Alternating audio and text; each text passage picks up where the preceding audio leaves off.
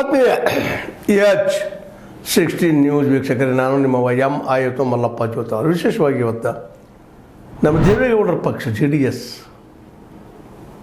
ಏನಾದರೂ ಅದರ ಭವಿಷ್ಯ, ಯಾಕಂದರೆ ಈಗಾಗಲೇ ನಿಖಿಲ್ ಕುಮಾರಸ್ವಾಮಿಗಳು ರಾಜ್ಯ ತುಂಬ ಸುತ್ತಾಗ್ತಾ ಇದ್ದಾರೆ, ಪಕ್ಷ ಕಟ್ಟಬೇಕಂತೇಳಿ ಓಡಾಡ್ತಾ ಇದ್ದಾರೆ.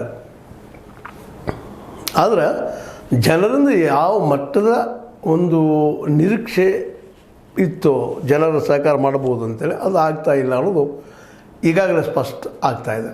ಮತ್ತು ಆಲ್ರೆಡಿ 3 ಸಲ ಸೋತಿದ್ದಾರೆ ನಿಖಿಲ್ ನಮ್ಮ ಕುಮಾರಸ್ವಾಮಿಗಳು. ಇದಕ್ಕೆ ಕಾರಣ ಏನು ಬಿಡಿಸಿಡಬೇಕಾದ್ರೆ ಇಲ್ಲಿ ಜನಕ್ಕೆ ಅವ್ರು ಬೇಡಾಗಿದ್ದಾರೆ ಅನ್ನೋದು ಸ್ಪಷ್ಟ ಆಗ್ತದೆ.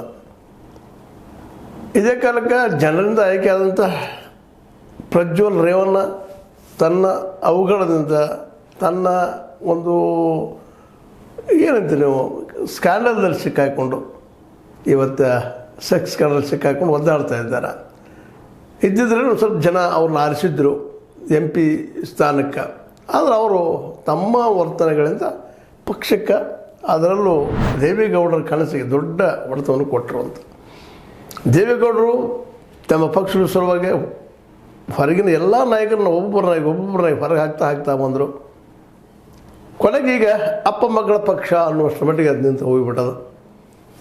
ಅದ್ರ ಜೊತೆಗೆ ಅದರತ್ತ ಯಾರೂ ಅಂತ ಜನನಾಯಕರು ಬರ್ತಾ ಇಲ್ಲ, ಇದ್ದವ್ರು ಮತ್ತೆ ಬಿಟ್ಟು ಓಡ್ತಾ ಇದ್ದಾರೆ.